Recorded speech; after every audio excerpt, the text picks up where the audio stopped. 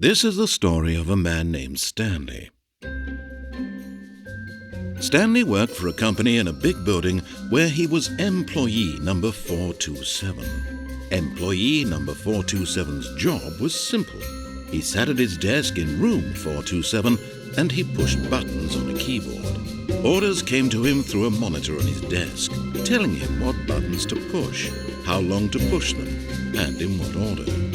This is what employee 427 did every day of every month of every year. And although others might have considered it soul-rending, Stanley relished every moment that the orders came in, as though he had been made exactly for this job. And Stanley was happy. And then one day, something very peculiar happened. Something that would forever change Stanley. Something he would never quite forget. He had been at his desk for nearly an hour when he realized that not one single order had arrived on the monitor for him to follow. No one had showed up to give him instructions, call a meeting, or even say hi. Never in all his years at the company had this happened, this complete isolation. Something was very clearly wrong. Shocked, frozen solid, Stanley found himself unable to move for the longest time. But as he came to his wits and regained his senses, he got up from his desk and stepped out of his office.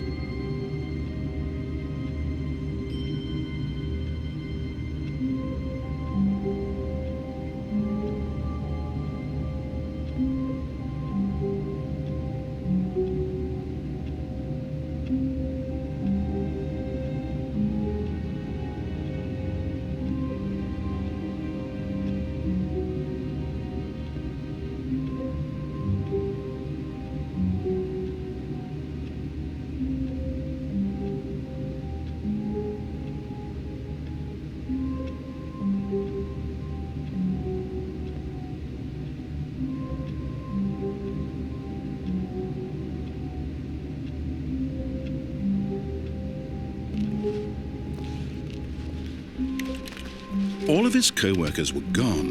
What could it mean? Stanley decided to go to the meeting room. Perhaps he had simply missed a memo. No matter how hard Stanley looked, he couldn't find a trace of his co-workers.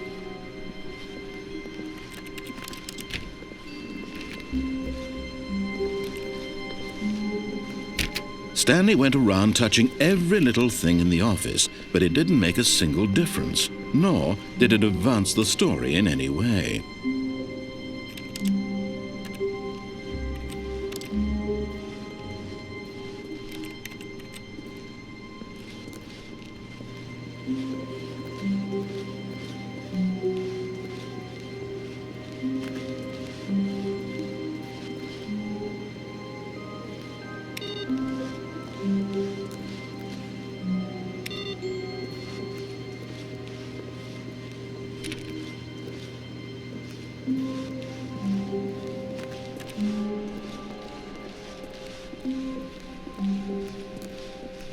When Stanley came to a set of 2 open doors, he entered the door on his left. This was not the correct way to the meeting room, and Stanley knew it perfectly well. Perhaps he wanted to stop by the employee lounge first, just to admire it.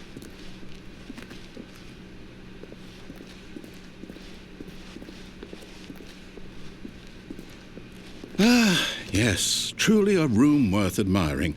It had really been worth the detour after all, just to spend a few moments here in this immaculate, beautifully constructed room. Stanley simply stood here, drinking it all in.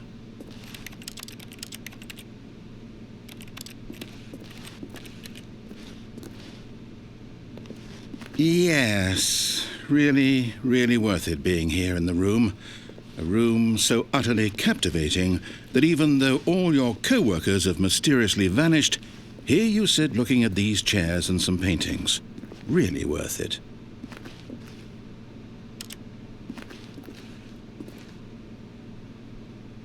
At this point, Stanley's obsession with this room bordered on creepy and reflected poorly on his overall personality. It's possible that this is why everyone left.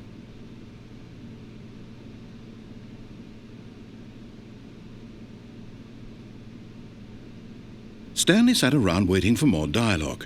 But when a long time had passed and there was no more, he decided that the game was trying to send him a message. But at last, he'd had enough of the amazing room and took the first open door on his left to get back to business.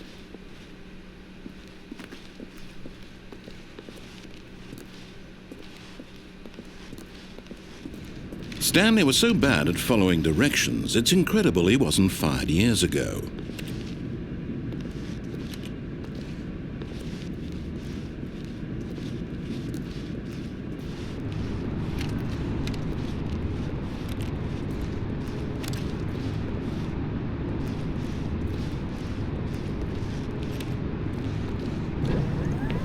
Look, Stanley, I think perhaps we've gotten off on the wrong foot here. I'm not your enemy, really, I'm not. I realize that investing your trust in someone else can be difficult, but the fact is that the story has been about nothing but you all this time. There's someone you've been neglecting, Stanley. Someone you've forgotten about. Please, stop trying to make every decision by yourself. Now, I'm not asking for me, I'm asking for her. This is it, Stanley. Your chance to redeem yourself, to put your work aside, to let her back into your life. She's been waiting.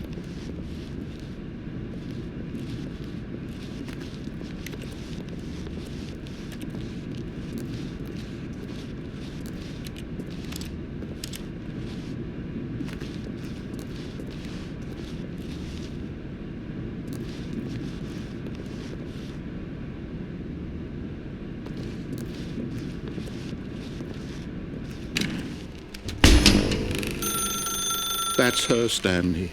You need to be the one to do this, to reach out to her.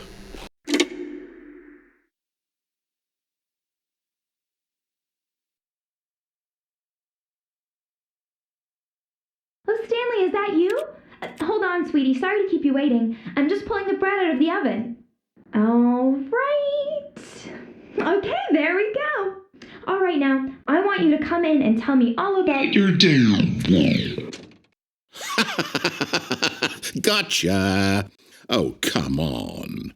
Did you actually think you had a loving wife who'd want to commit their life to you? I'm trying to make a point here, Stanley. I'm trying to get you to see something. Come inside.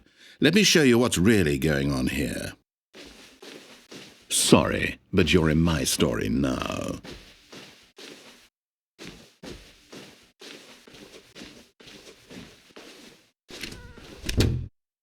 This is a very sad story about the death of a man named Stanley. Stanley is quite a boring fellow. He has a job that demands nothing of him, and every button that he pushes is a reminder of the inconsequential nature of his existence.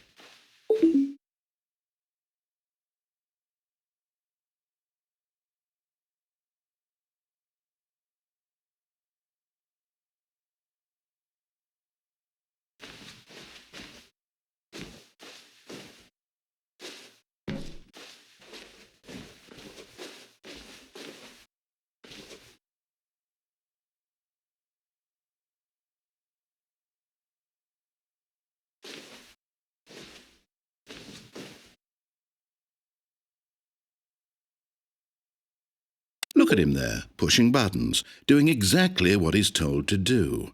Now he's pushing a button. Now he's eating lunch. Now he's going home. Now he's coming back to work.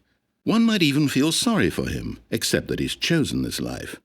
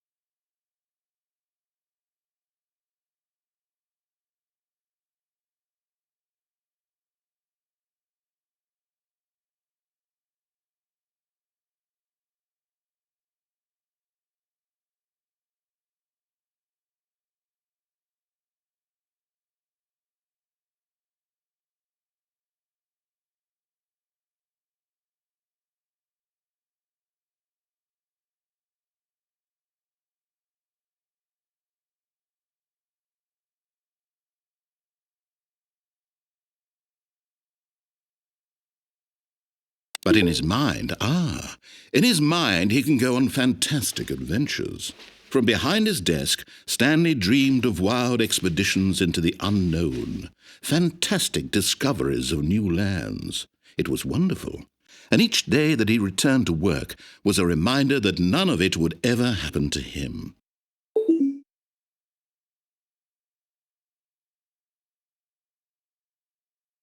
And so he began to fantasize about his own job. First, he imagined that one day while at work, he stepped up from his desk to realize that all of his co-workers, his boss, everyone in the building had suddenly vanished off the face of the earth. The thought excited him terribly.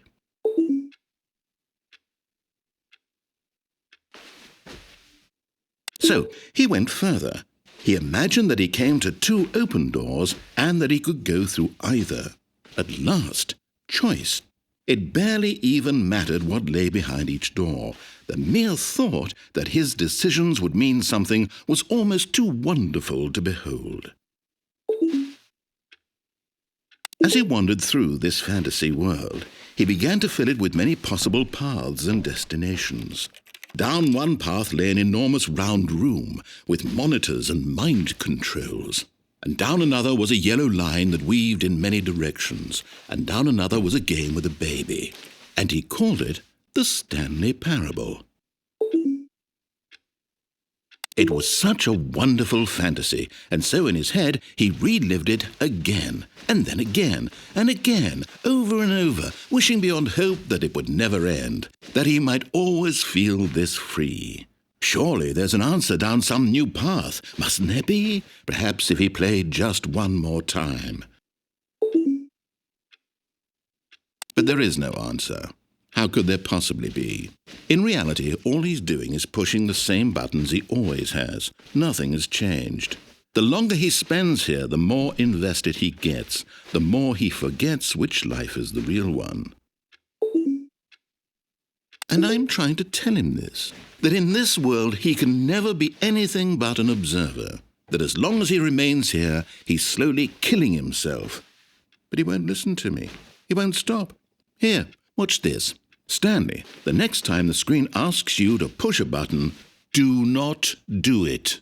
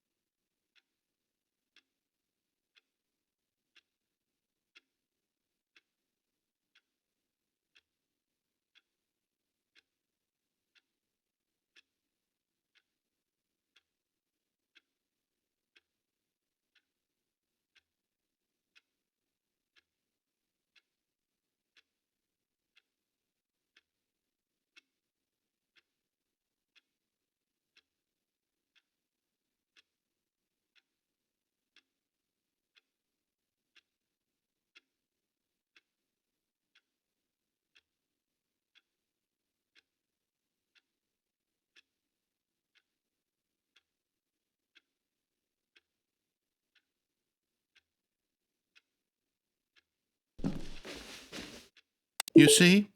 Can he just not hear me? How can I tell him in a way that he'll understand that every second he remains here, he's electing to kill himself? How can I get him to see what I see? How can I make him look at himself?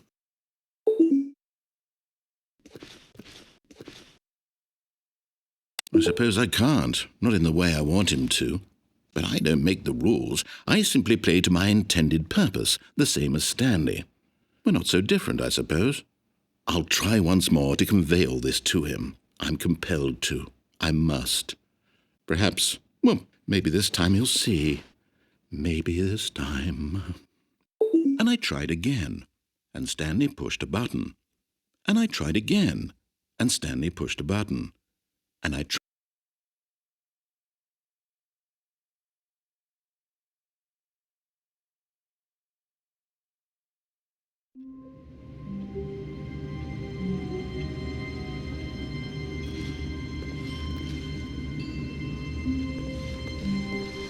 All of his co-workers were gone. What could it mean? Stanley decided to go to the meeting room. Perhaps he had simply missed a memo.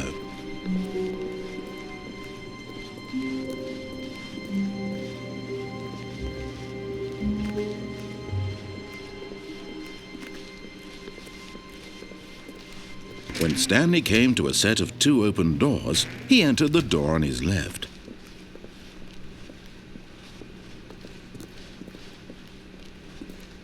Yet there was not a single person here either. Feeling a wave of disbelief, Stanley decided to go up to his boss's office, hoping he might find an answer there.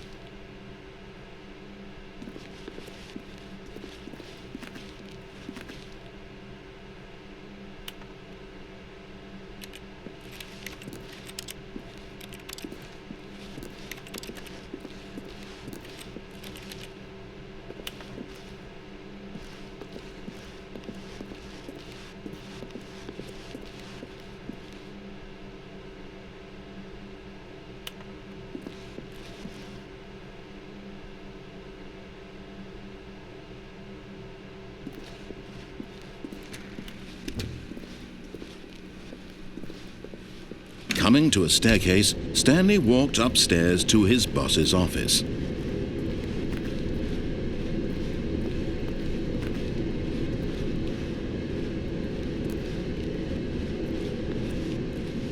But Stanley just couldn't do it.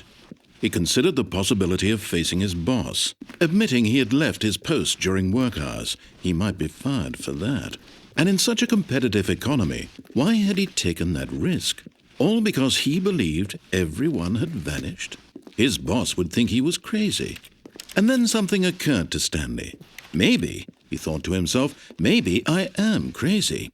All of my co-workers blinking mysteriously out of existence in a single moment for no reason at all? None of it made any logical sense. And as Stanley pondered this, he began to make other strange observations. For example, why couldn't he see his feet when he looked down? Why did doors close automatically behind him wherever he went? And for that matter, these rooms were starting to look pretty familiar. Were they simply repeating? No, Stanley said to himself, this is all too strange. This can't be real. And at last, he came to the conclusion that had been on the tip of his tongue. He just hadn't found the words for it.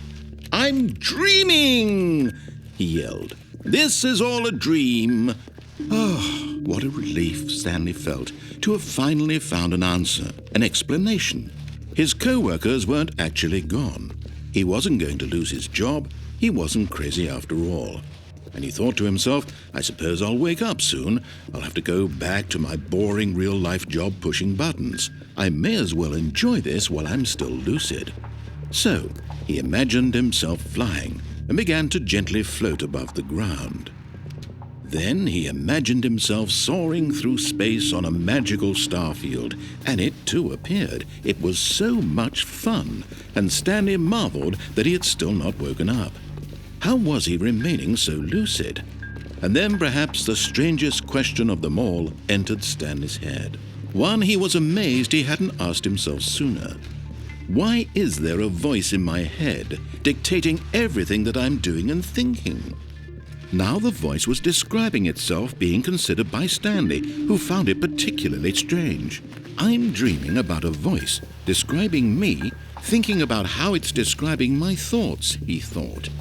And while he thought it all very odd and wondered if this voice spoke to all people in their dreams, the truth was that, of course, this was not a dream. How could it be? Was Stanley simply deceiving himself, believing that if he's asleep, he doesn't have to take responsibility for himself? Stanley is as awake right now as he's ever been in his life. Now, hearing the voice speak these words was quite a shock to Stanley. After all, he knew for certain, beyond a doubt, that this was in fact a dream. Did the voice not see him float and make the magical stars just a moment ago? How else would the voice explain all that? This voice was a part of himself too. Surely, if he could just... He would prove it. He would prove that he was in control, that this was a dream. So he closed his eyes gently, and he invited himself to wake up. He felt the cool weight of the blanket on his skin, the press of the mattress on his back, the fresh air of a world outside this one. Let me wake up, he thought to himself. I'm through with this dream. I wish it to be over. Let me go back to my job. Let me continue pushing the buttons. Please, it's all I want. I want my apartment and my wife and my job. All I want is my life exactly the way it's always been.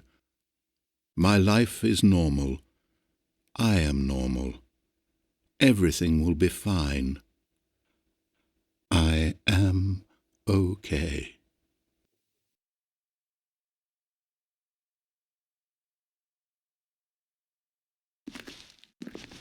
Stanley began screaming. Please, someone, wake me up. My name is Stanley. I have a boss. I have an office. I am real. Please, just someone tell me I am real. I must be real. I must be. Can anyone hear my voice? Who am I? Who am I? And everything went black.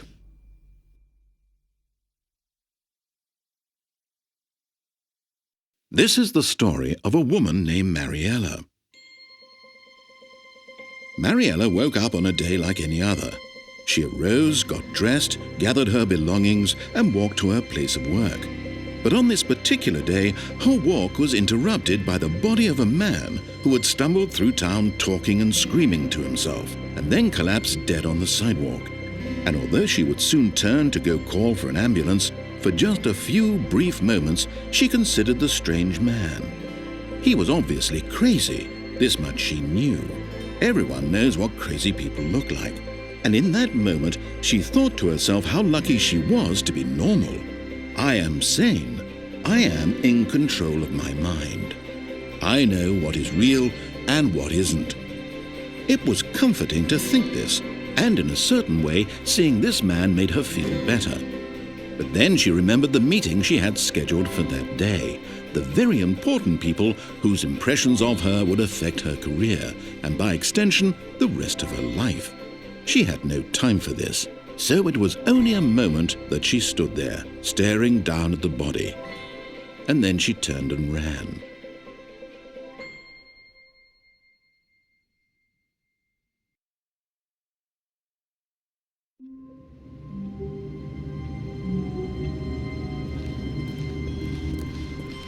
All of his co-workers were gone. What could it mean? Stanley decided to go to the meeting room. Perhaps he had simply missed a memo.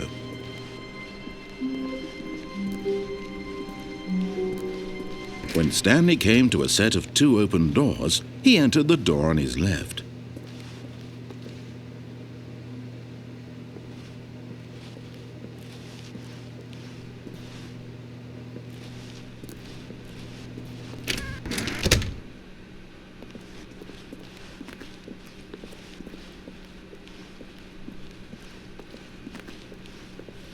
Yet there was not a single person here either. Feeling a wave of disbelief, Stanley decided to go up to his boss's office. Hoping he might find an answer coming to a staircase, Stanley walked upstairs to his boss's office.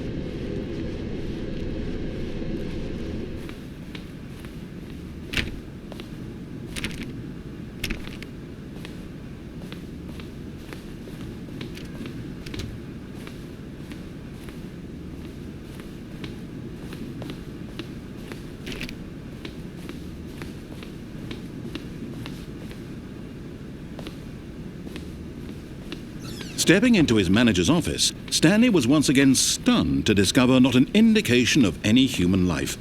Shocked, unraveled, Stanley wondered in disbelief who orchestrated this. What dark secret was being held from him?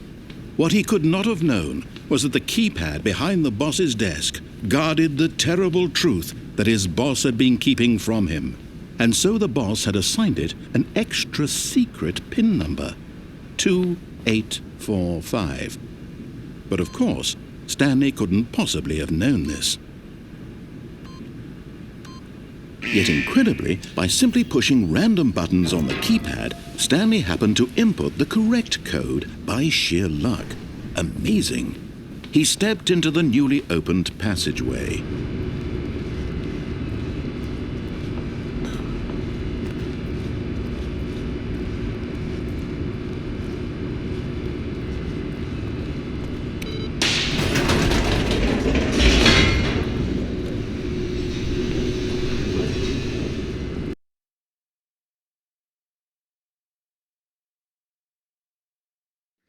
Descending deeper into the building, Stanley realized he felt a bit peculiar. It was a stirring of emotion in his chest, as though he felt more free to think for himself, to question the nature of his job. Why did he feel this now, when for years it had never occurred to him? This question would not go unanswered for long.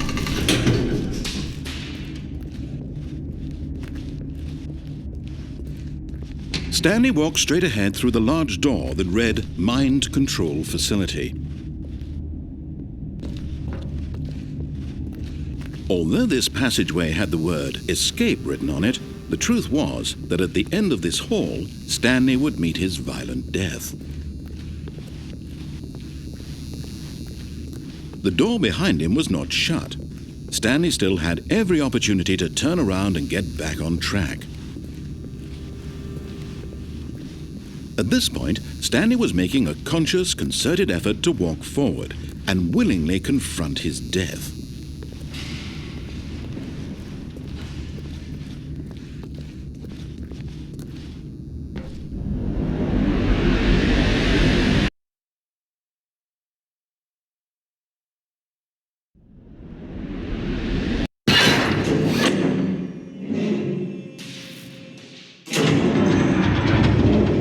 As the machine whirred into motion and Stanley was inched closer and closer to his demise, he reflected that his life had been of no consequence whatsoever. Stanley can't see the bigger picture. He doesn't know the real story, trapped forever in his narrow vision of what this world is. Perhaps his death was of no great loss, like plucking the eyeballs from a blind man. So he resigned and willingly accepted this violent end to his brief and shallow life. Farewell, Stanley.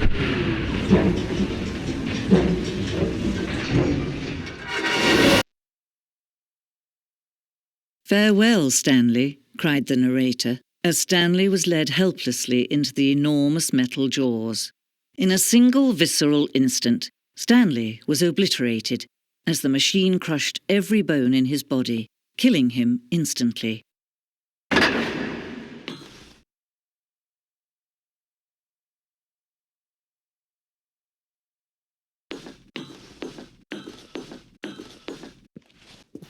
And yet it would be just a few minutes before Stanley would restart the game, back in his office, as alive as ever. What exactly did the narrator think he was going to accomplish? When every path you can walk has been created for you long in advance, death becomes meaningless, making life the same. Do you see now? Do you see that Stanley was already dead from the moment he hit start?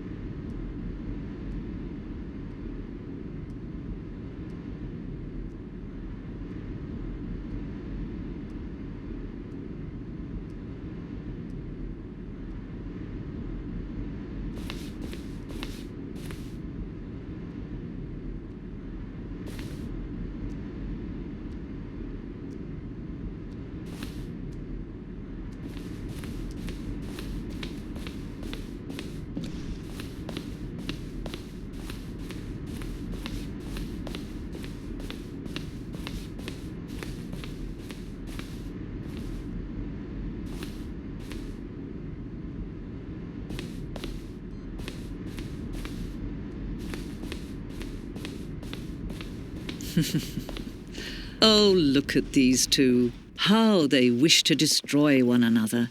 How they wish to control one another. How they both wish to be free. Can you see? Can you see how much they need one another? No, perhaps not. Sometimes these things cannot be seen. But listen to me. You can still save these two. You can stop the program before they both fail. Push escape and press quit. There's no other way to beat this game. As long as you move forward, you'll be walking someone else's path. Stop now and it'll be your only true choice. Whatever you do, choose it. Don't let time choose for you. Don't let time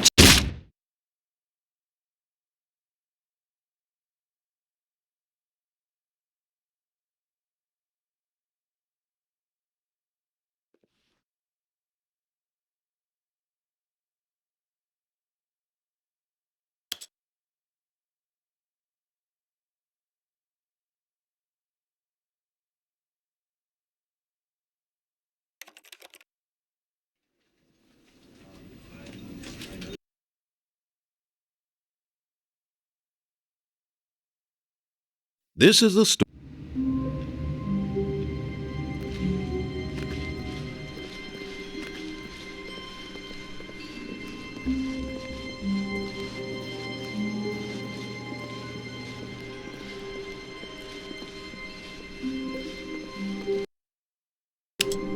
When Stanley came to a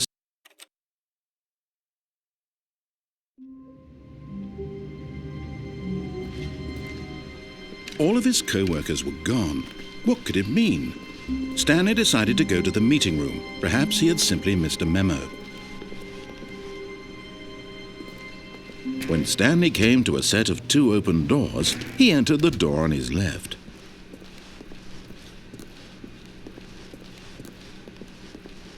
Yet there was not a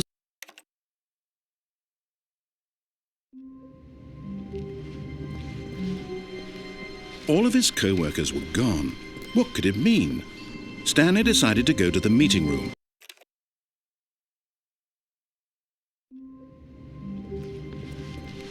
All of his co-workers were gone.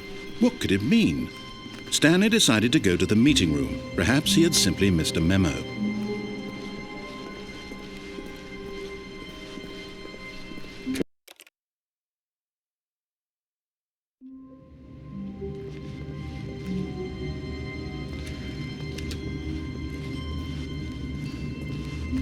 When Stanley came to a set of 2 open doors, this was not the correct.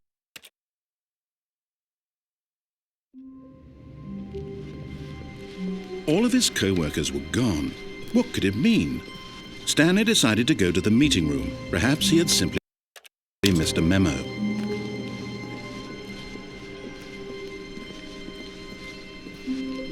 When Stanley came to a set of 2 open doors, he entered the door on his left.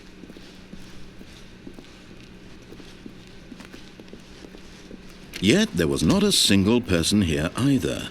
Feeling a wave of disbelief, Stanley decided to go up to his boss's office. Coming to a staircase, Stanley walked upstairs to his boss's office.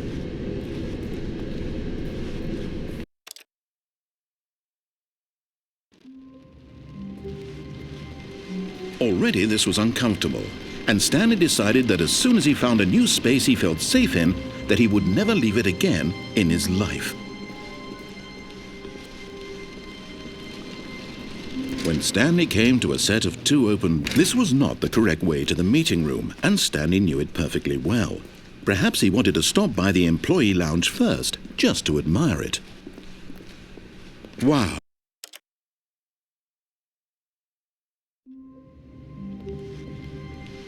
Someone was following Stanley. He was sure of it. If he checked over his shoulder now, he would surely catch them. It was only a matter of time.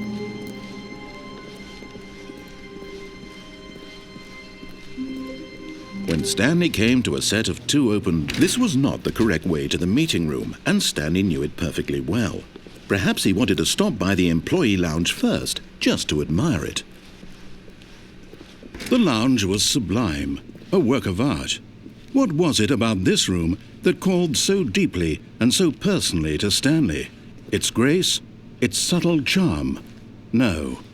Stanley knew it was something deeper, something darker.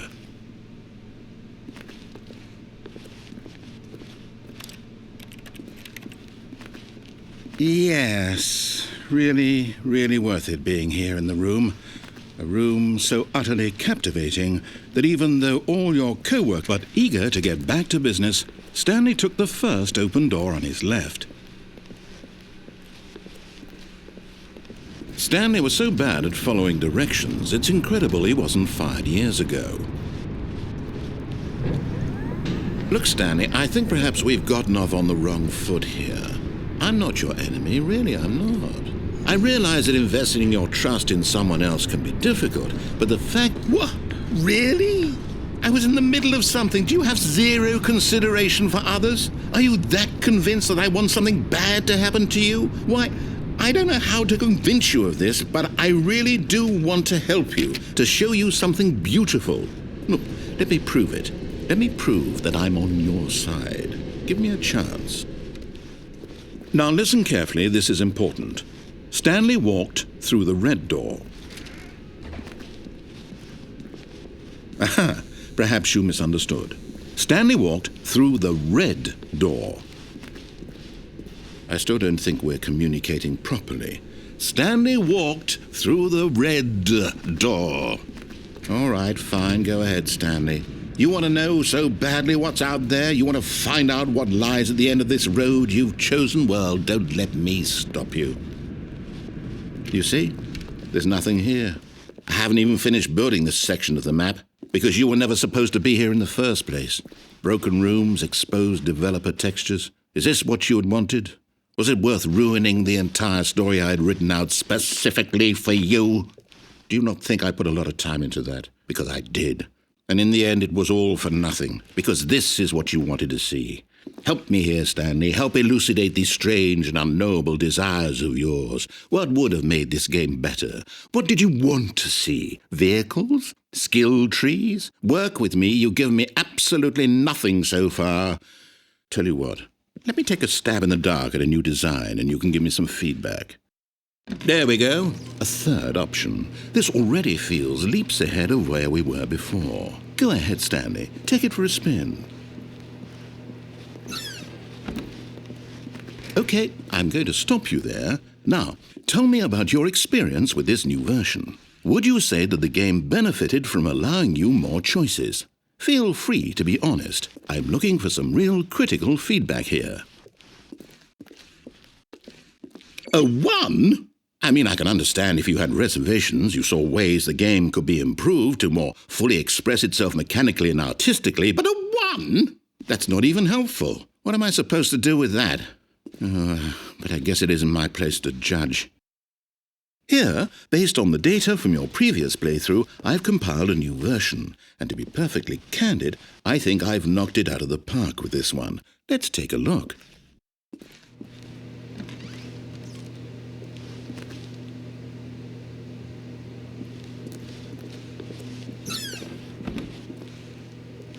Now, would you say that competitive leaderboard helped you feel motivated to keep walking through doors? Again, honest answers, please. Hey, I nearly forgot. I've got a prototype of a new game I've been working on, and now would be a lovely opportunity to give it some playtesting. You wouldn't mind taking a look at it, would you? Perfect. Let me boot it up. In this game, the baby crawls left towards danger.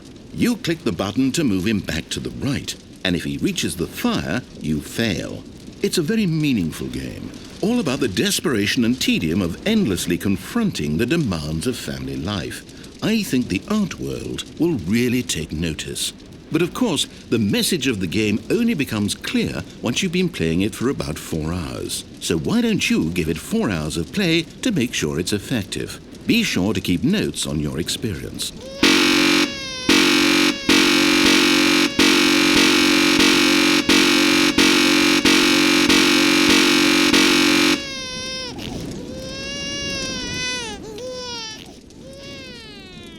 You heartless bastard. Did you do it because you hate babies or purely to spite me? Because if it's the latter, well, I don't know what to do. I'm completely out of ideas. I can't think of a single thing that might improve the experience for me. I'm not even going to try. I'm out, I'm done. It's over. Thank you for playing. Your input was extremely valuable. Oh, hey, since my game was so awful, why don't we play someone else's game, just to ease the pain? Let's see. What do we have here? Yes, this seems like it'll work. Let's give it a shot.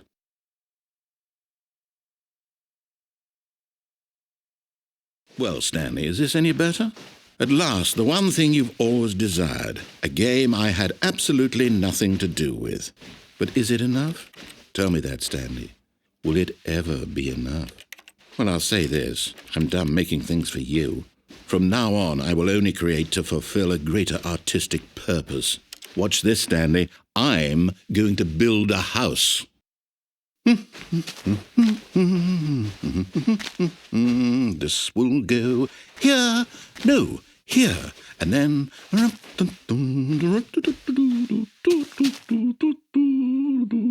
Let's see, what does it need? Yes, of course. And just to finish it all off, yes, it's complete. I made this, Stanley. Look at it. Gaze upon my work of art and feel ashamed at your own inadequacy. Ah, but you've only seen it from the outside. You've only gotten half the experience. Please, step inside and make yourself comfortable. Isn't it grand? Isn't it perfect? It could only be better if... Wait, that's it. We must rebuild it out of diamond. Diamond everything. Yes. Come along, Stanley. We have to go mining.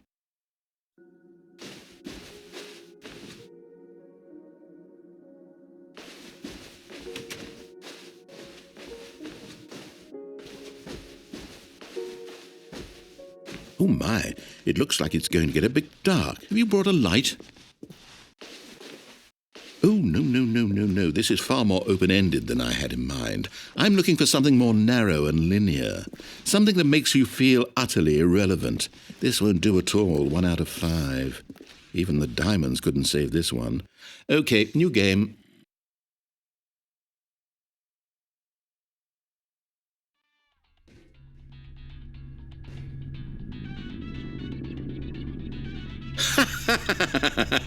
Yes! I don't even know what this game is, but I love it. You, trapped in a glass box with no way out, listening to me talk. Oh, it's inspired. I couldn't have done it any better myself. What is this game even supposed to be? I can't figure it out. Okay, now I'm curious. Let's go find out what the hell this is.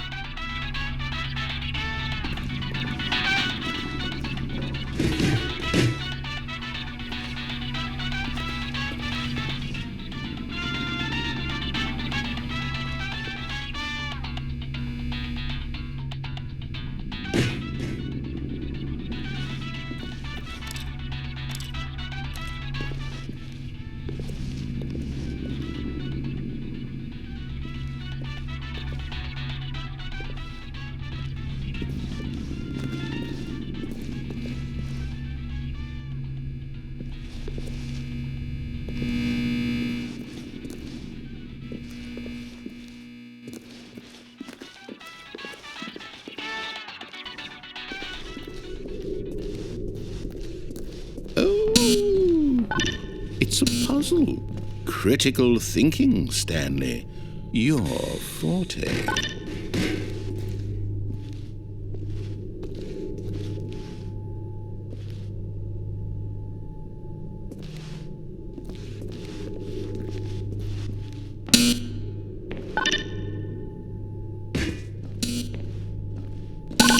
Genius.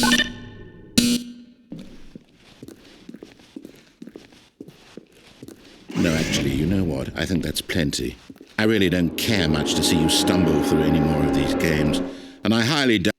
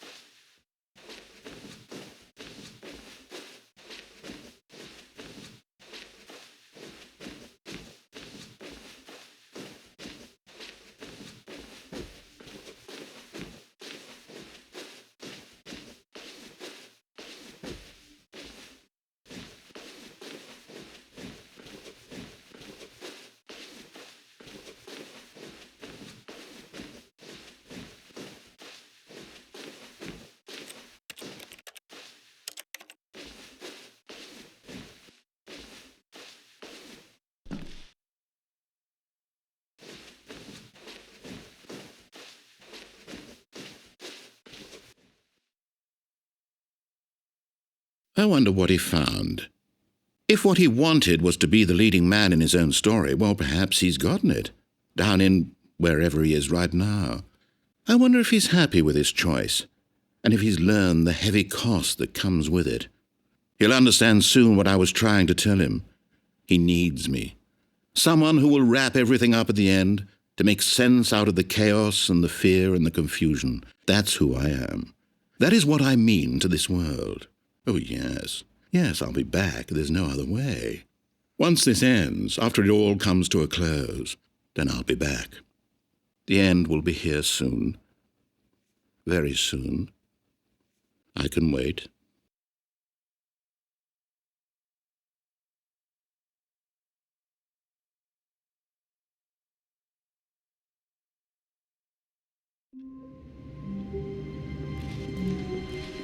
Just a step through this door, Stanley thought to himself, that's all I need. If I can make it through this door, I can make it through them all.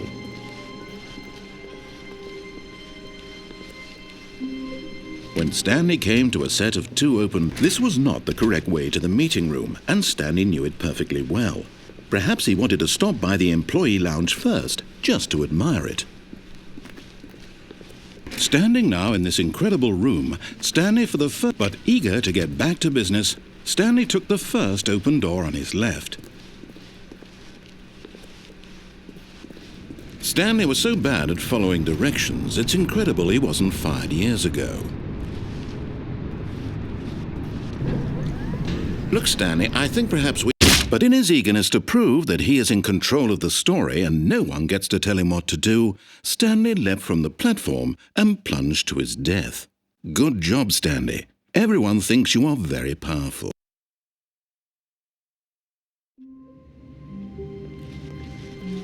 All of his co-workers were gone. What could it mean? Stanley decided to go to the meeting room. Perhaps he had simply missed a memo.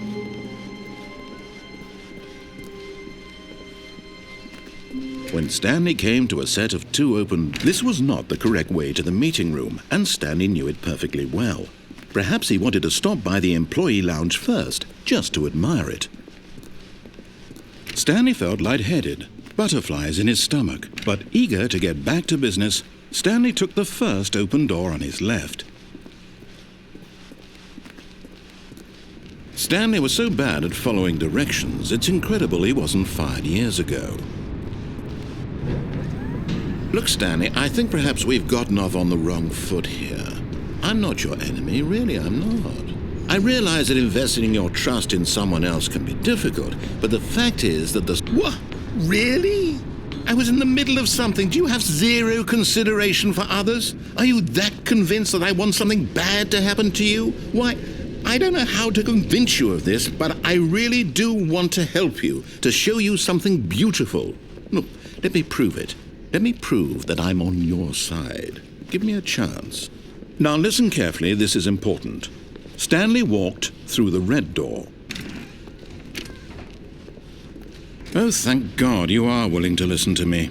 Do you see that I really have wanted you to be happy all this time? The problem is all these choices. The 2 of us always trying to get somewhere that isn't here. Running and running and running, just the way you're doing right now. Don't you see that it's killing us, Stanley? I wanted to stop. We would both be so much happier if we just stopped. And I think I have a solution. Here, let me show you.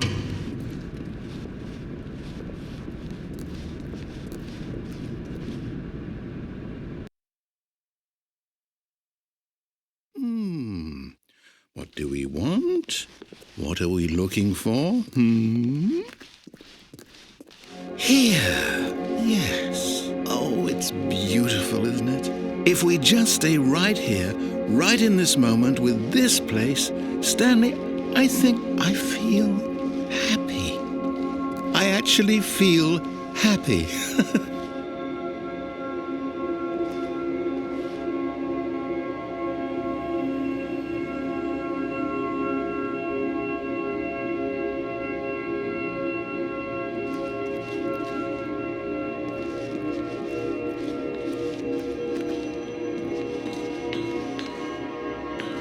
No, wait.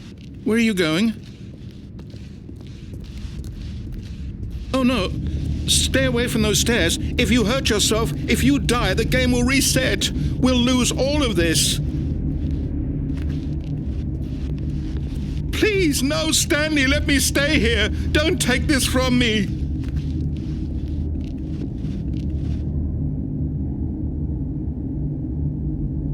No! Oh, thank God. You lived. You had me worried there for a moment. Now, can we please get back to the other room?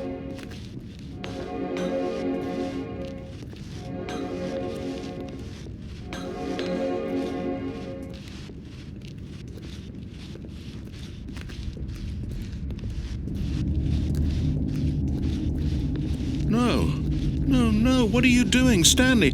Please, I'm asking you not to take this away from me. I can't go back to what I was before. If you die, we'll both go back. Why are you doing this? Stanley, let's go back to the other room. Can you do that? My God, is this really how much you dislike my game? That you'll throw yourself from this platform over and over to be rid of it? You are literally willing to kill yourself to keep me from being happy. Am I reading the situation correctly? Or maybe you're just getting a kick out of it. I don't know anymore. I just wanted us to get along. But I guess that was too much to ask. It looks like you wanted to make a choice after all. Well, this one is yours. Is it over? It's going to restart, isn't it? I'm going back.